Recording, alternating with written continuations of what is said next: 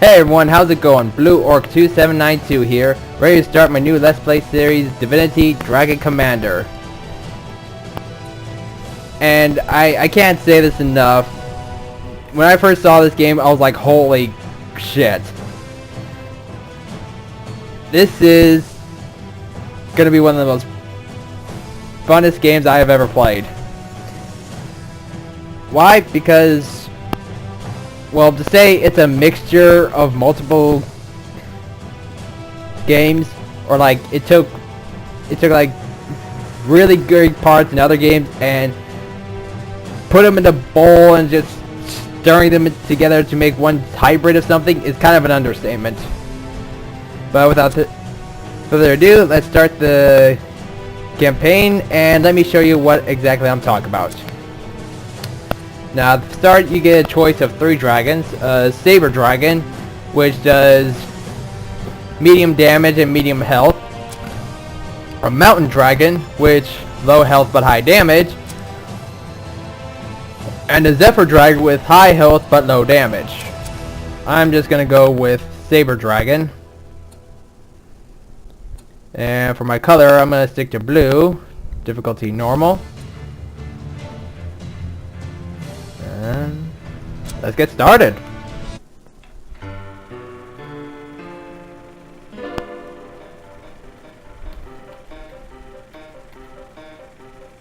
Silverfire Impish? Thousands of years ago, Sigurd I built incredible engines of war, and with them forged an empire. The emperor married and sired many children.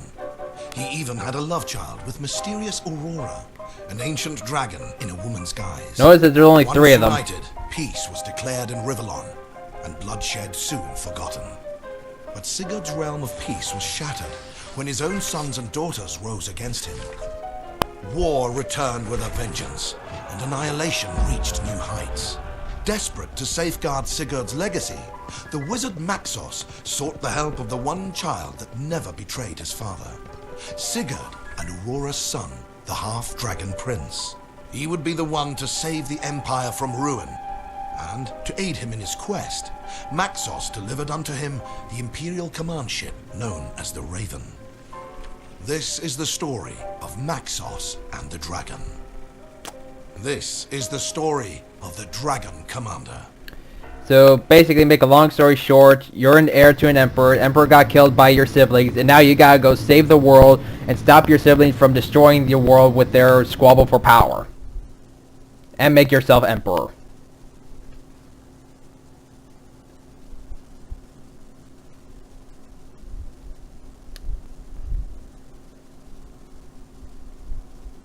Well, I thought I had way less time than I thought I did in explaining. And about this game, I have no idea whether it's a sequel or a prequel, because there's just so many. I want to say maybe a sequel, because when I looked in the games of Divinity and Divinity 2, they're kind of like Middle Asian, and this is like some sort of hybrid between Star Wars and steampunk, with a hint of dragon in it, or with a hint of Warcraft in it. But let's just say the ending will make you think it might be a prequel, and leave it at that till we actually reach the end of this. But as you can see right in front of you, the Rivellon Times. It's a funny news parody of like news media today. It has like your little titles, little subtitles of what other stuff going on. You can't really read what's written down here, but the fact they actually mentioned or able to do this alone is just amazing. And here's your popularity amongst the races of dwarves, elves, lizard, imps, and undead, but I'll get to that later on. Welcome, noble dragon, to the Raven. This wonder of engineering, this miracle wrought in magic that has a living demon for a heart. Damn. You can't get a better ship than that. Continue. Between the knowledge I shall pry from this infernal creature's cryptic mind and the avalanche of tomes, manuscripts, and blueprints aboard awaiting study, We will catch up with our enemies in no time and claim back the lands they have taken by force. Oh yeah, we are. Continue. Our task is monumental, but we will not have to face it alone. 2 famed generals are here already, loyal to the legacy we are trying to save, and therefore loyal to you, given time. I liked how he put it like subtlety of, give it time. Cause they hate you at the moment, but give him time. I have furthermore enlisted the service of Grumio, an imp of devilish cunning that can fashion anything my research will uproot. Already he has created you a wonder he calls a jet pack. And that will serve a purpose later on. But we'll cross that bridge once we get to it. Continue. Talk to these men, get your bearings, and begin your conquest. If you have any more questions, you can find me in the royal chamber, which I shall use as a study. Continue. Good luck, dragon. May the divines be with you. Thank you, guy who looks like he can take on Gandalf in the fight. I've clicked on the character to talk with him or her. Click on the strategy globe to access the strategy map. Oh, by the way, they're going to constantly show you tutorials to basically help you learn how to play the game, which I recommend you get because this game is freaking awesome.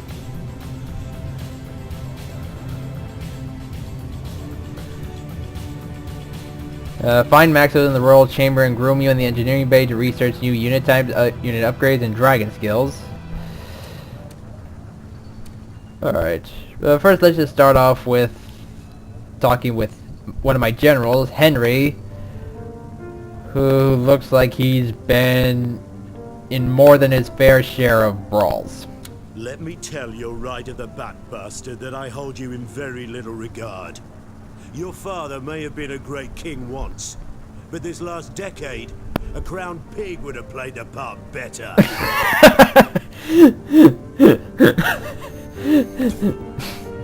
Damn, that is right off the bat. Holy crap. Yeah, many of these quotes from these characters, they'll just make you laugh.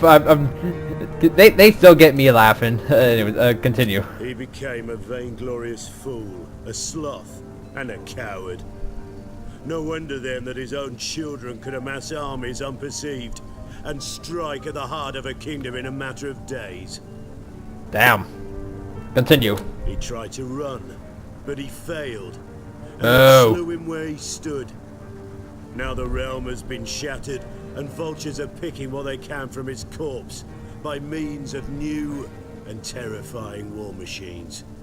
Continue. I'd say all is lost, but Maxos insists you are to be the one, the hero, who will take back the land we've lost. Excuse me if I laugh in derision. Ha ha ha ha!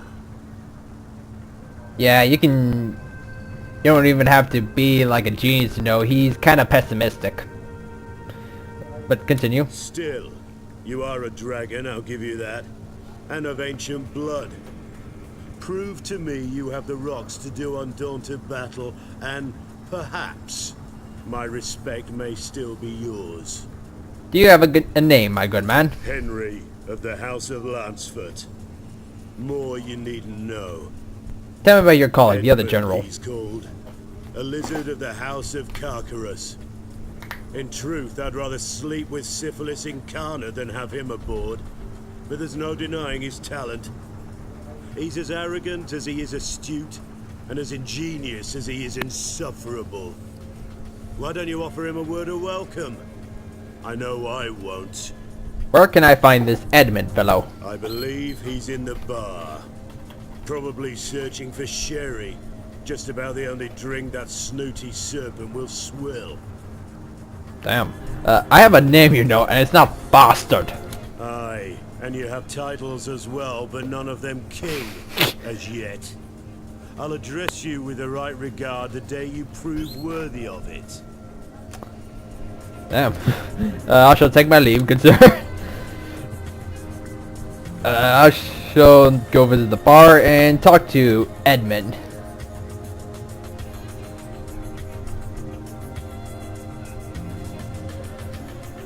Here's Edmund. And there we have it, I suppose. The dragon son of a monarch deposed. Rightful heir to the throne, even if he was born out of wedlock. I like how they did like the whole lizard people. They really went all out on this. Like they really went all out on this whole game. No doubt that boar of a Henry has already introduced me in his ever-elegant way. So here I am, Lord Edmund Augustus III, Duke of Hawknest Hall. I'd add at your service, but I don't think we're quite there yet. I think like the best part of this game is the interaction with these characters, and there'll be way more characters later on during the game. And it just keeps getting better. It'll just keep getting better and better as time goes by. To be perfectly honest, I'd normally entertain the idea of lending my expertise to your cause as curtly as I'd consider attending a dwarven opera. But not unlike my fellow general, it is Maxos's backing of this enterprise that has me intrigued. You have doubts benefit, Dragon. Let's see how far it takes you. I also like the fact that this monocle right here, they added a monocle to him just to show like how much he thinks of himself. Like I am so superior to everyone else in every single way. Kind of like Lex Luthor, kind of. Except he's actually doing good. Anyways, I sense a lot of distrust in you, Edmund. When one dwells among the highest echelons of power, where ambition runs thicker than blood, distrust is your best friend, as is its brother, caution. Sad but true. In your case, though, the waters of misgiving run somewhat deeper. You are, after all, but a half-dragon. What do you mean by that?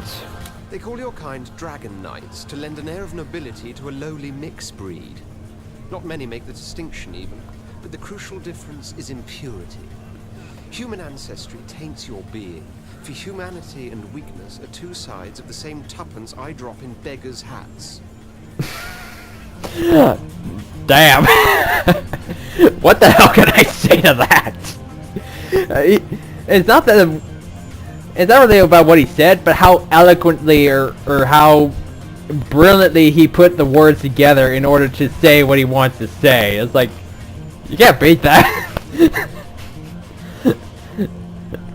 But anyways, I can't stress it enough. Some of these people will say will make you laugh. In like, wow, I can't believe you just said that. But you said it in a way that makes yourself look like a badass. But anyways, continue. Bastard twice are you, my lord. Bastard born and bastard bred. Okay, now those are fine words there, my friend. But anyways, what is your take on the war that has erupted? Only that it was bound to happen. For when an emperor weakens, his empire weakens with him. Another sad but true. Dogs is fighting for the throne. So maybe their dragon half-brother can walk away with it. That happened a few times where like the heir that nobody expected to be the ruler and everyone else is fighting for the throne, they all get themselves killed, and the one that wasn't expected or didn't want to be ruler ends up being the ruler. Best example of this, I would say, would be Claudius, the Roman emperor. And if you don't know who he is, try to look up like a drama series called I, Claudius. It's actually pretty damn good. Anyway, I shall take my leave with you, Edmund.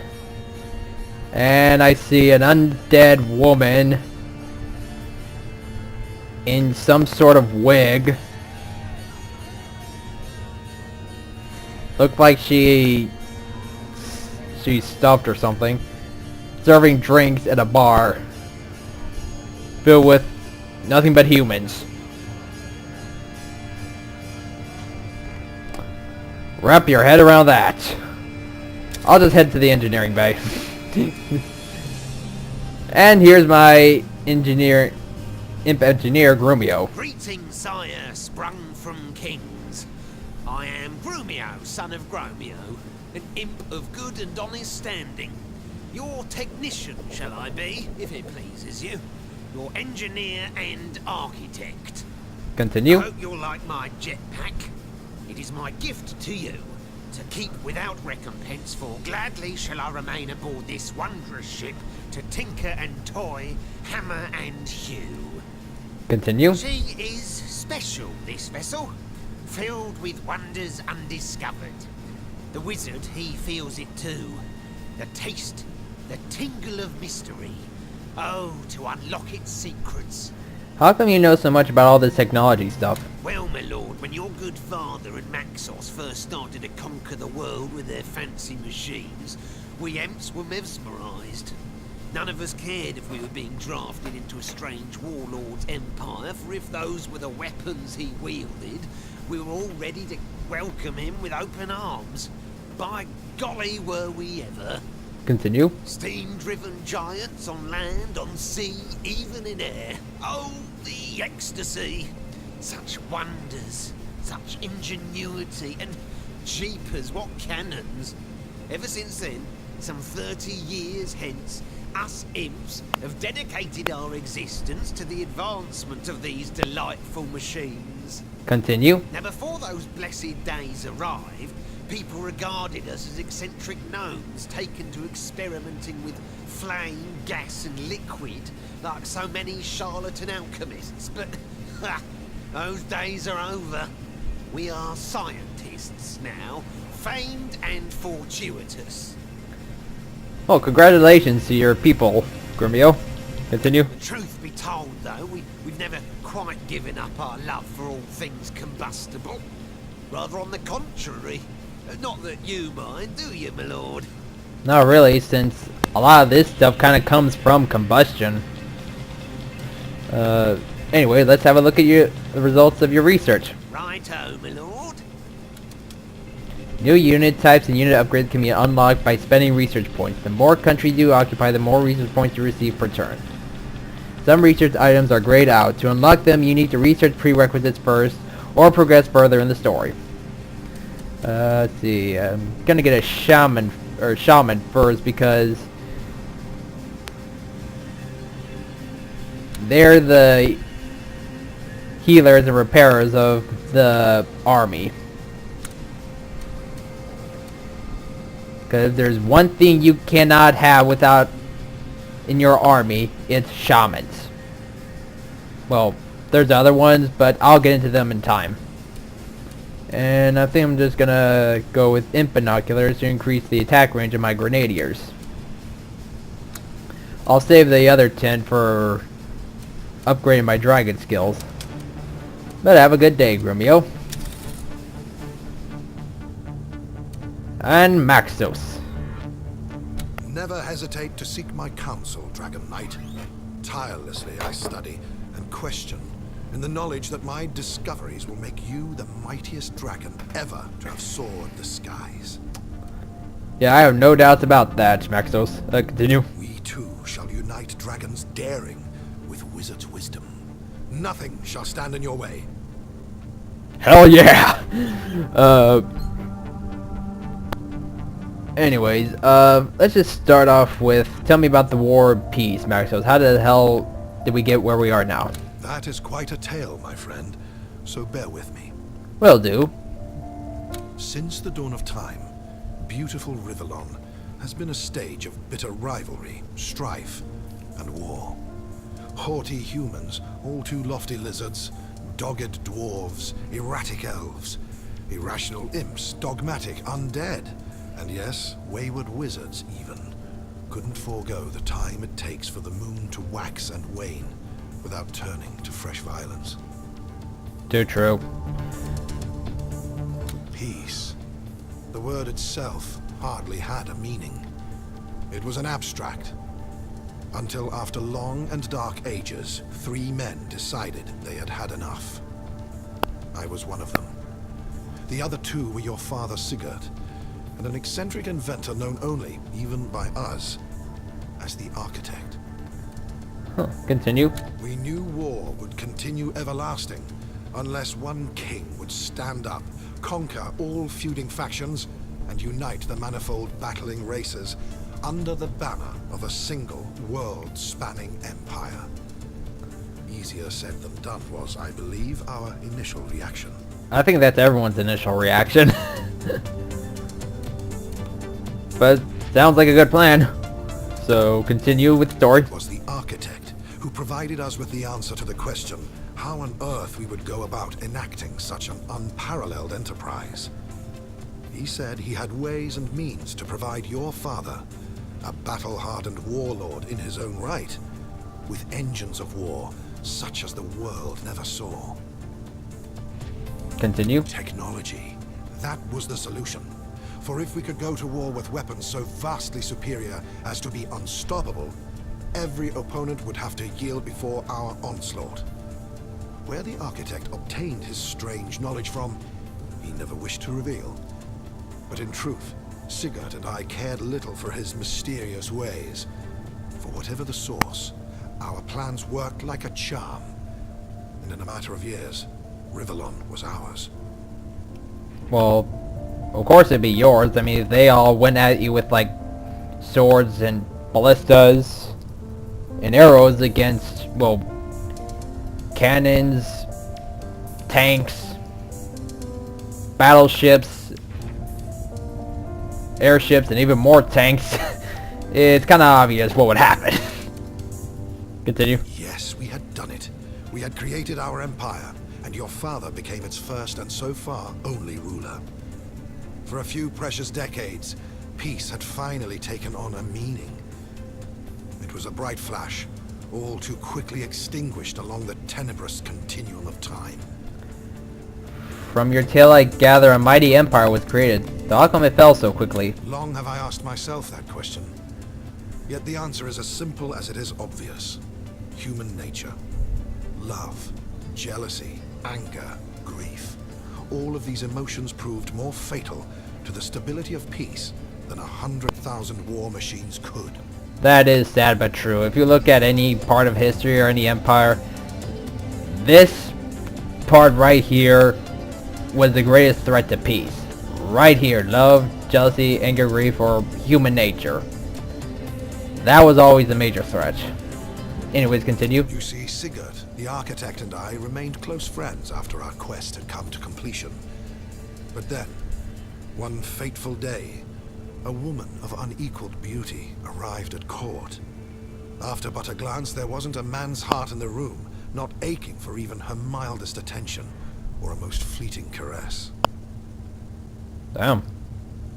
Your father, though married, courted her, as did the architect. Kind of a dick move. Myself, I'd admit I'd given up the very secrets of magic in return for her love, but I knew rivalry could only lead to misery. And so it did. For bitter rivals my two friends became, and when in the end Sigurd was the one to win her affections, the architect left the palace with such hatred in his eyes as to strike me as diabolical. Yeah, I get a feeling this is gonna come back to bite all of us in the ass.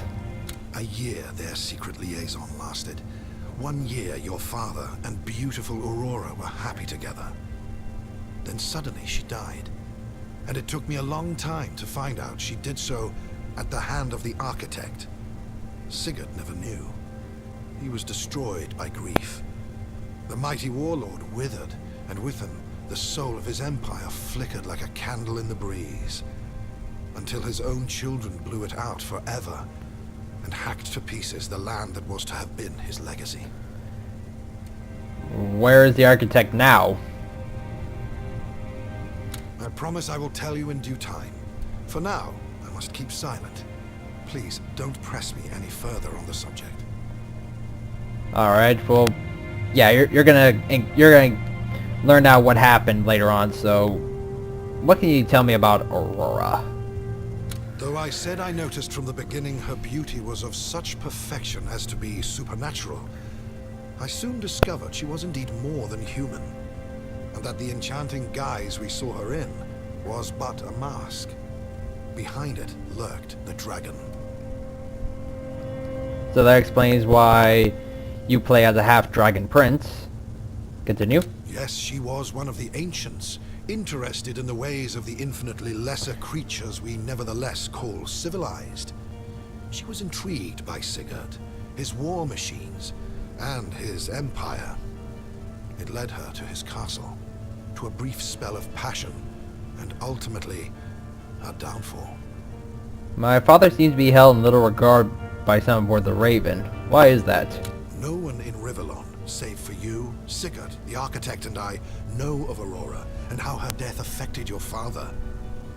As far as most are concerned, he was a great hero who all too soon fell prey to indulgence, sloth, and alcohol, which lost him the affection of his children, and in time started the war. They are wrong, but truth will be revealed one day. Rest assured that when we finish our conquest and I can spend some leisure time in peace, I will write his history, and yours too.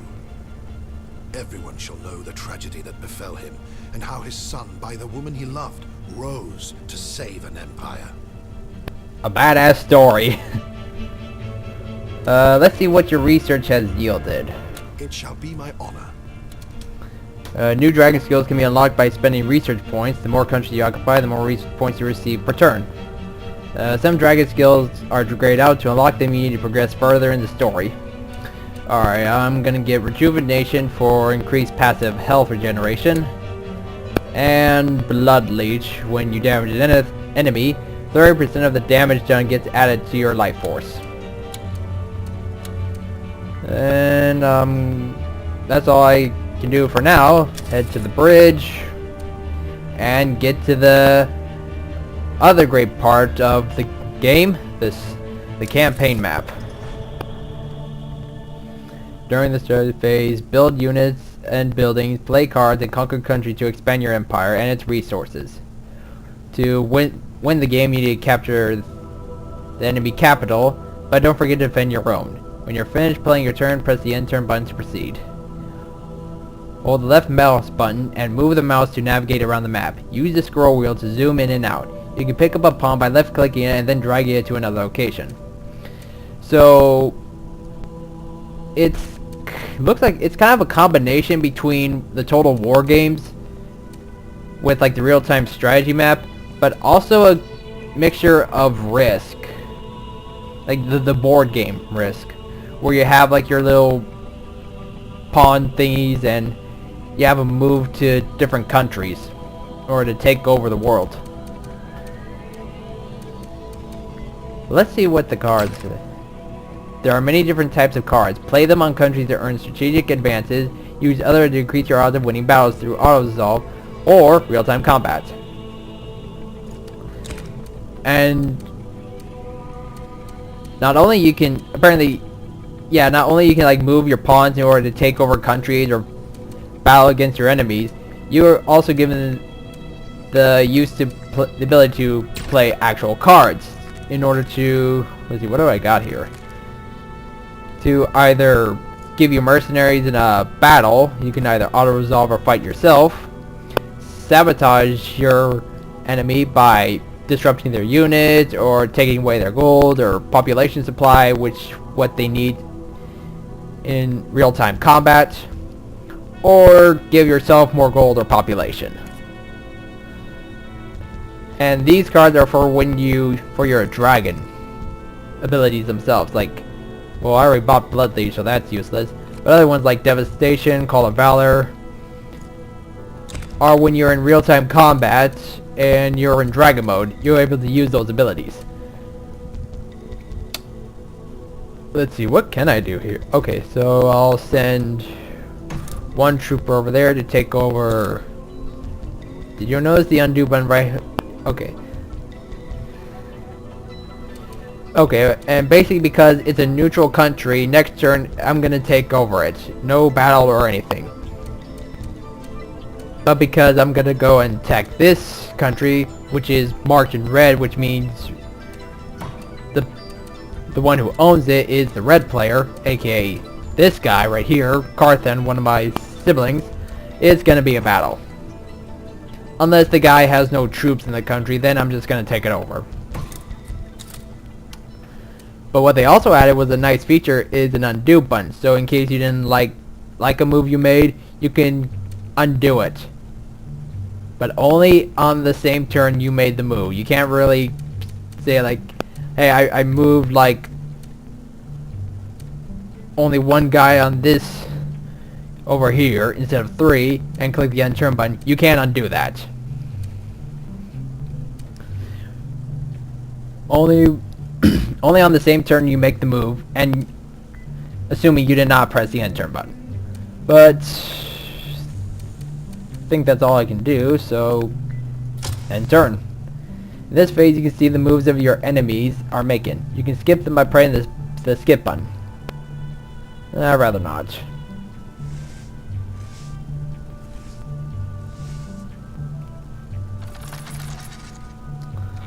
Well, this Carthan wastes no time in going on the offensive. Overview where battles are going to happen. Basically saying wherever there's going to be like swords crossing each other, that's where a battle is going to take place. And oh, as you can see here, my little icons right here, which is actually kind of cool. As you can see over here with the, you can see the Carthan symbol and my symbol, which is actually, yeah, it's pretty cool. Anyways, go to battle. Decide who will lead the combat. Select the dragon if you want to participate in the combat. Okay, basically, you have three choices. A, fight it yourself. B, use one of your generals to auto-resolve, give you an advantage, or just have the Imperial Army auto-resolve it itself. I'm gonna go with fighting the battle myself. And this is the part where you actually play the cards where it involves real-time combat, which is like your dragon cards or your mercenary cards. But I have every confidence that I'm going to win. I'm not going to play anything. But just an FYI, the reason these three spots have their eyes open and these three don't, meaning when you place a card on these spots, your enemy can see them. But on these ones, they cannot. So it has a bit of preparing you for what's to come, but adding a bit of element of surprise as well. And over here is basically selecting which skills you want in the battlefield. But since I only have 5, only 5 are there. Let's start the battle.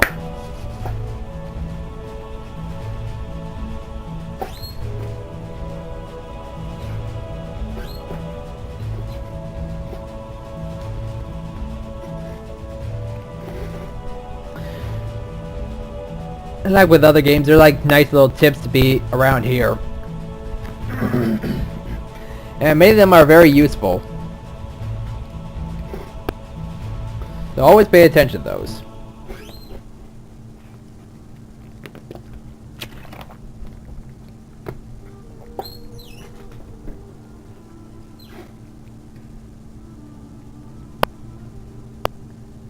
Press any key to continue.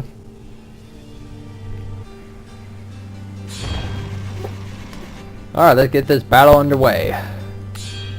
Build me a battle forge over here. As you can see, there's tutorials popping up on my right, and I cannot stress it enough. If you get the game, which I recommend you should, because it's a great game. Oh, and by the way, if you do get it, buy the Imperial Edition. I'll go over more of it later on, in like my next video. But if you do get it, try to go for like the Imperial Edition. It is worth the extra $5. And it's actually not that bad. Like when I got it from Steam, it was like 40, but I haven't really checked its pricing out recently. But it's a good game at a good price. Oh.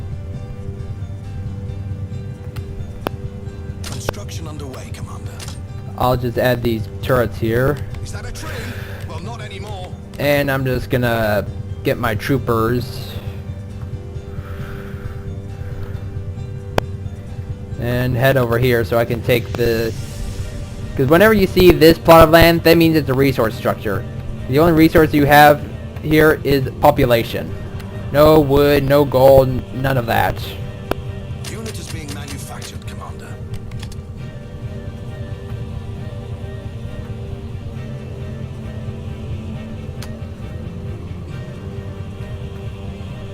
Unit is being manufactured, Commander.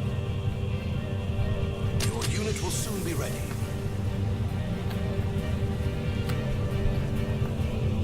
Well, I'm kind of a bit of a pickle. There is no reason to doubt your insight, sir.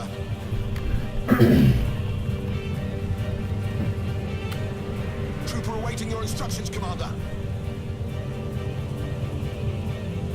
Anything for the Empire. Is that a tree? Well, not anymore. The Emperor shows us the way.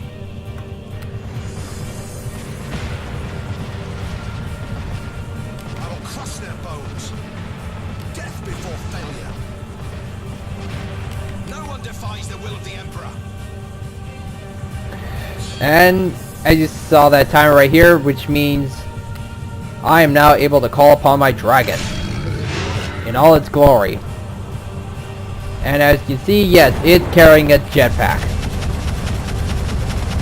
which I can use to either dodge incoming fire or speed to another part of the battlefield to aid in any way I can. Or just to harass your enemy. Either way. Oh crap. Oh. Yeah, I forgot about the anti-air turrets. But yeah, as you play throughout this, it switches from a real-time strategy to a single-player flying shooter game.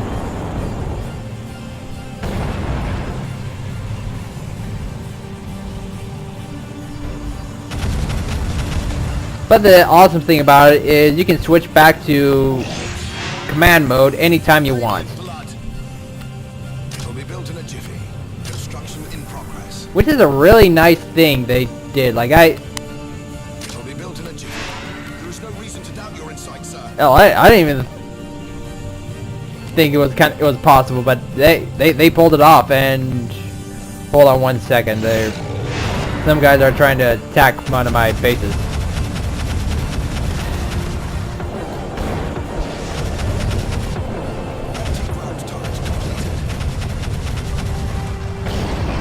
Alright, build a battle forge over here to pop in more units.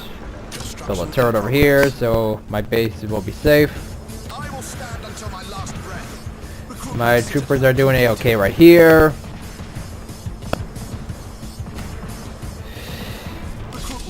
I think it's time to pop out some more troopers, which are basically my what do they call it? Light class ground units. And are good against other light class ground units. Your unit will soon be ready. Your unit will soon be ready. Troopers awaiting your decision, sire. Doctors in the house. It will be built in a jiffy.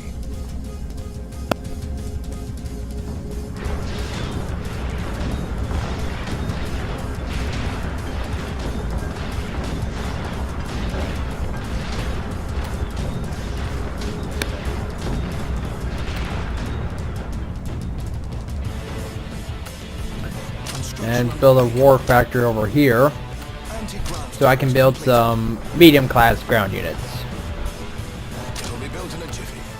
which is basically the vehicles. Like, if you consider these like infantry, then the war factory produces vehicles. Your unit will soon be ready. Troopers awaiting your decision, sire.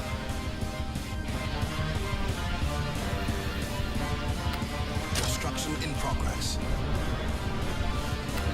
It will be built in a jiffy. Anything for the Empire. All oiled up and ready to go. All factory completed.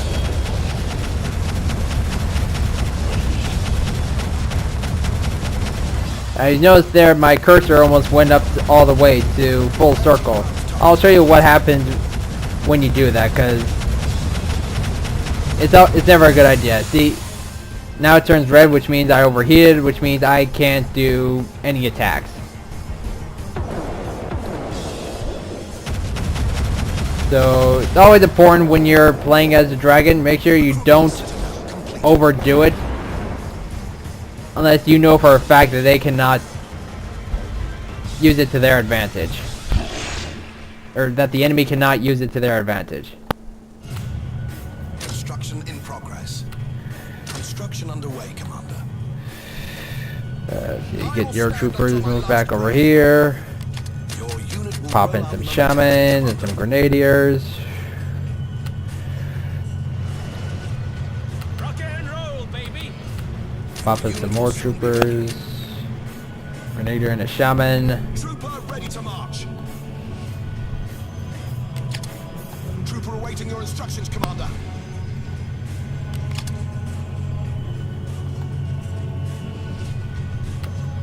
And wait till the war factories is complete. War factory completed. Unit And manufactured. pop in some Units hunters. manufactured, Commander. Your unit will soon be ready. Doctors in the house.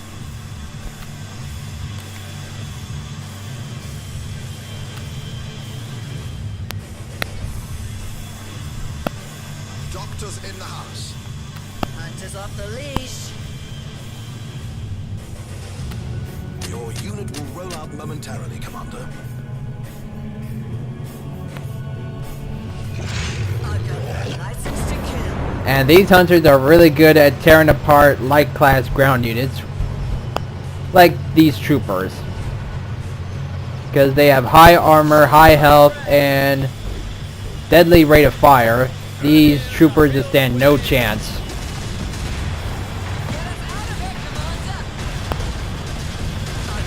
License to kill.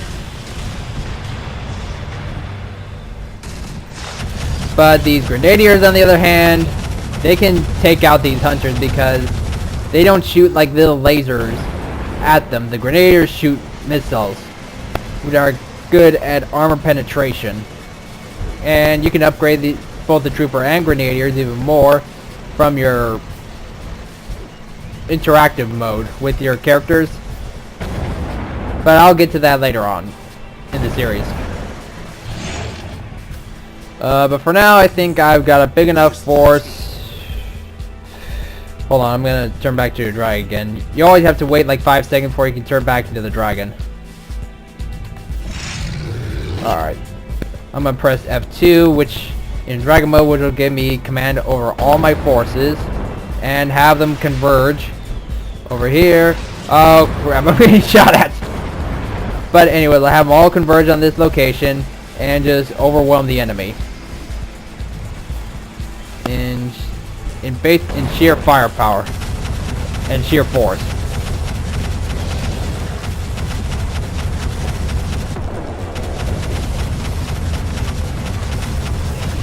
And thanks to my blood leech ability, I'm not dying. And I'm popping another ability called Sabotage, which is used to disrupt any turret or buildings. Which means if I'm using it against the turret will stop shooting and become stunned for a good amount of time. Or if I use it on a building, it'll stop producing units for a good amount of time. Ah, crap, I died. Oh man, that was not supposed to happen, people. But I have a lot of population points, so... By the way, for the dragon to spawn, it only costs 20, so it is more than worth it to always get the dragon out.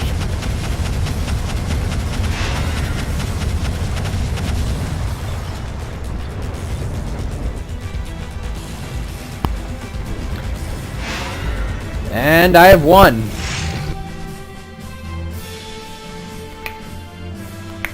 And apparently they added a new little thing here, like a patch or something. But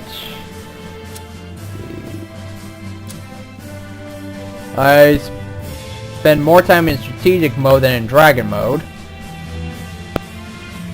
and it gives you like points, scorecard, and everything. That's actually kind of new for me.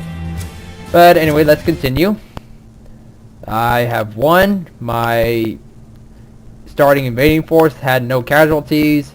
The defenders lost all 3 of their units. And I've taken Rumetel? I think that's called Rumetel. And from the Riverlands Times, Dead Emperor's bastard son gets wizard's backing. Activists agree. Emperor must be a woman. Shocking pictures found on Raven. Nobility does not imply noble. The dragon dabbles in blood magic. Surrender while you can, Commander. Enemy now transports troops over the sea. Or more haste, less speed. Enemy invention propels troops forward. Yeah, they total casualties of war 1,576. But yeah, Larian Studios took a lot of time building this game, and it is worth it. Like, I gotta say, this is like one of the best games I ever played. Great dragon, glorious warlord. And I just hit the tip of the iceberg on this. Red with the blood of slain adversaries. And let me tell you, these victories of yours have not gone by unnoticed. In fact, to my great satisfaction, another pair of dauntless generals has joined our company. Oh, sweet. 4 military masterminds are now on board. More than enough to start a campaign of conquest on a truly grand scale.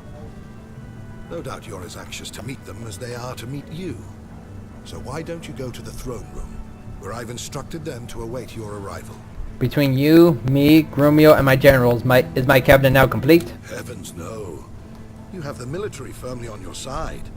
But civil emissaries too are bound to join our cause in due time. Indeed, I expect you will be declared Emperor before long. Oh, sweet. Yes, you heard me correctly. Emperor. It is inevitable. People have heard of you. The dragon. Their one hope of deliverance from war, oppression, and death. Soon hope will turn into confidence. And when ambassadors of the civilized races flock to the Raven, your political career will commence. Only hope I know what I'm doing in that situation. Continue. You yourself will of course represent all humans. But the dwarves, elves, lizards, imps, and undead will want their say as well. And more. Still, let us worry about politics later. Today, it is your generals that count. I shall take my leave. And I'm going to end the video right here. I hope you guys enjoyed this video. If you did, feel free to subscribe and join me in this journey to take over the world. And actually be the good guys doing it. Until then, I'll see you guys next time.